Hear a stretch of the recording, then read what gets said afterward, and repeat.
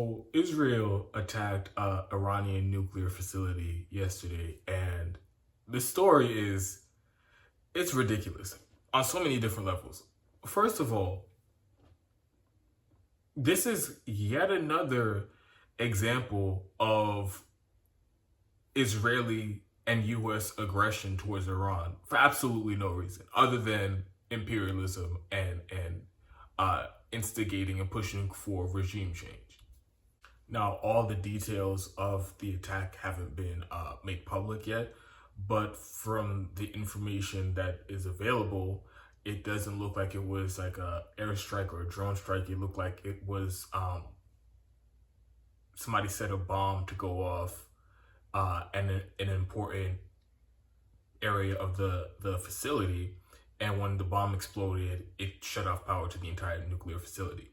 And like I said, it's bonkers on so many different levels. First of all, this was completely unprovoked and an act of aggression, and I'll get into the longer pattern of these just completely illegal and unwarranted attacks by the U.S. and Israel on Iran. I'll get to that a little bit later, but also this is just a flat out war crime. Iran relies heavily on their nuclear program to provide energy to their country. That is a huge part of their energy grid, their nuclear dependence. And people talk about Iran's nuclear program, and it's become, because of just the rank Western imperialist propaganda, when people mention Iran nuclear program, it is like synonymous with terrorism and trying to build a nuclear bomb to destroy the world, or some fucking crazy James Bond plot line.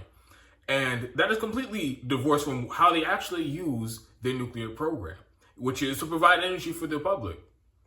And so it makes it even more outrageous that they would target this nuclear facility, because, like I said, it's providing power to people in the country, and now it won't be operational for at least 9 months. It's some of the reports are saying.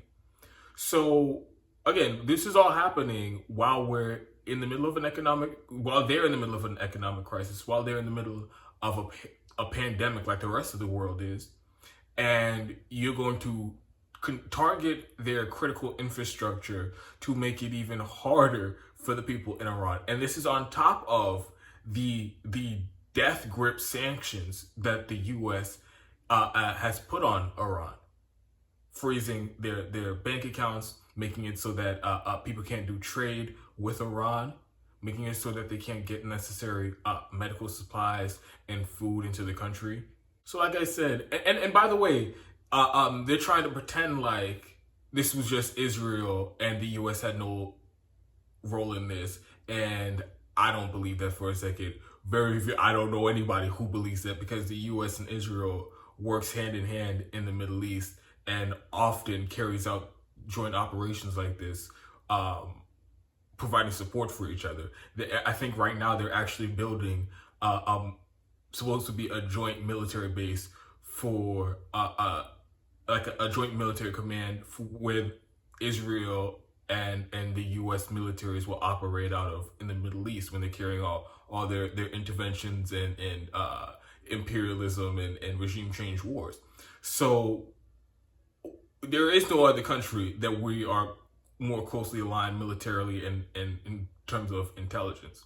So I'm not buying for a second that the U.S. had no idea about this attack, or that they didn't play an active role in it. But as I was saying earlier, this isn't like some isolated incident. This is part of a deliberate, years-long strategy to destabilize the Iranian government, to push for regime change in Iran again.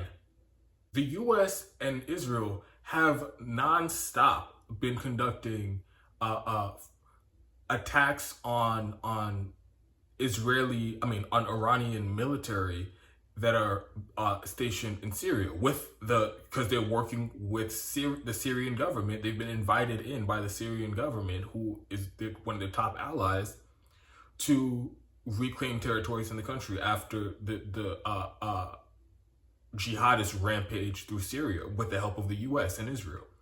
So that's the reason why Iran's military is in Syria in the first place. And we regularly keep bombing them. Donald Trump assassinated their top military commander, Iran's top military commander, Soleimani. So that was an extreme act of aggression. Just recently, Joe Biden bombed people who groups that were aligned with Iran on the ground in Syria, and killed like 22 people. And all, by the way, completely illegal, didn't get the approval of Congress. It was a war crime, but they did it anyway. Another act of aggression against Iran. And these strikes have been going on, especially from Israel. They've regularly, at times over the last year or two, there's been times where it's like every other weekend, you're hearing about a drone strike that Israel launched into Syria to kill Iranian militants. So all of these are acts of war that we keep instigating on Iran.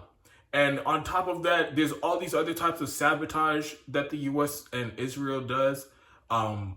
Cyber attacks, that's been in the news lately. There's been now it's not even debated anymore, but the Israeli government, I think it's Mossad, the intelligence agency, they are outright assassinating Iran's top nuclear scientists.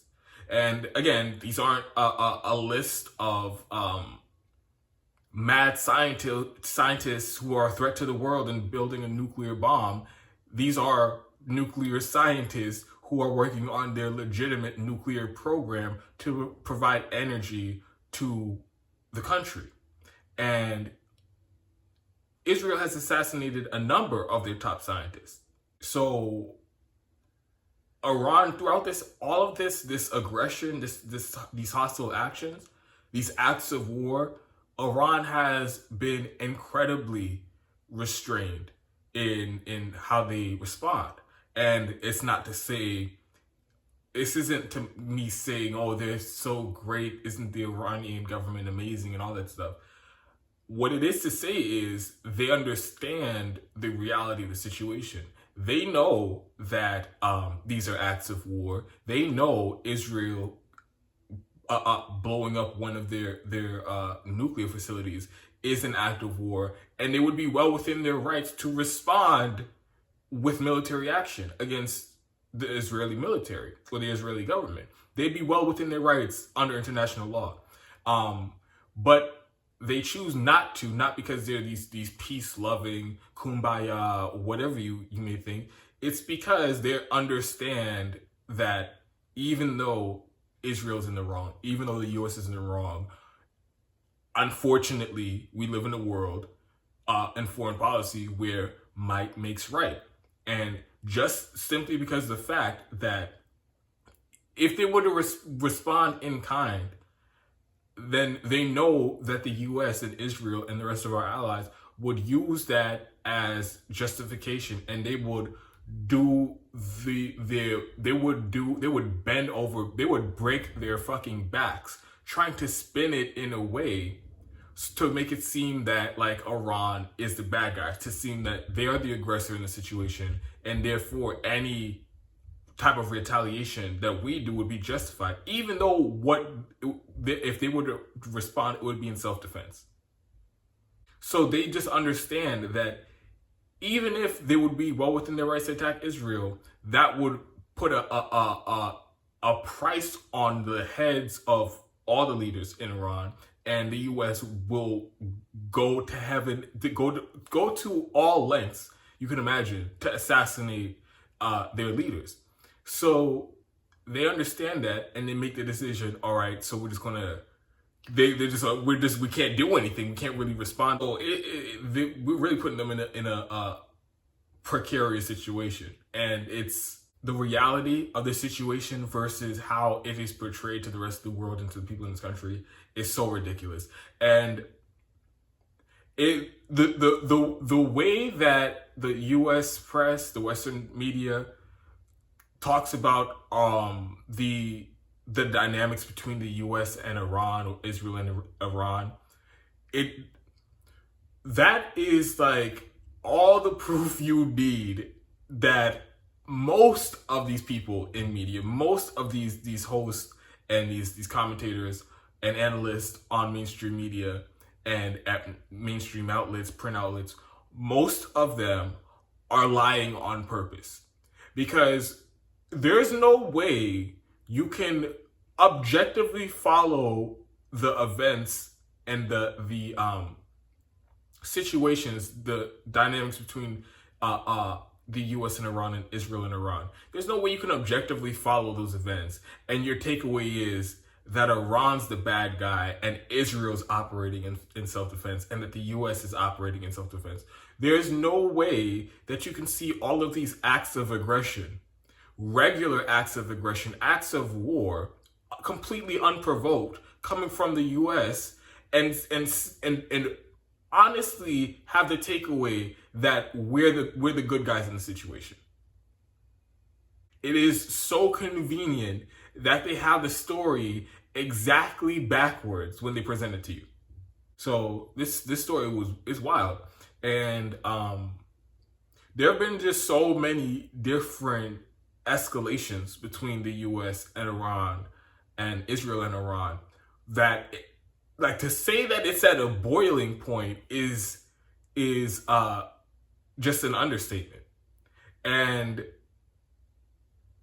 it's weird watching all this play out, because, like I said, it's kind of at this stalemate where Iran can't respond, but it's just unlimited and acts of aggression, acts of war coming from Israel and the U.S. So it makes you wonder, to what ends? Like, are we really going to actually try to do just outright boots on the ground regime change in Iran? Because that seems like the logical conclusion to what's been going on. The sanctions, the military escalations, the outright attacks on Iran. Like, it's like they're not just doing this for fun. They're not just doing it for the hell of it. There is some end goal here, and it really does look like they are hell bent on doing regime change in Iran, whether it's through forcing, destabilizing the country and promoting rebels to overthrow the government, like how we're doing in Syria, or if they're just going to try to do some outright military intervention, because that's not too far off from what we're seeing right now with the constant drone strikes and sabotage and cyber warfare. It's not that far off.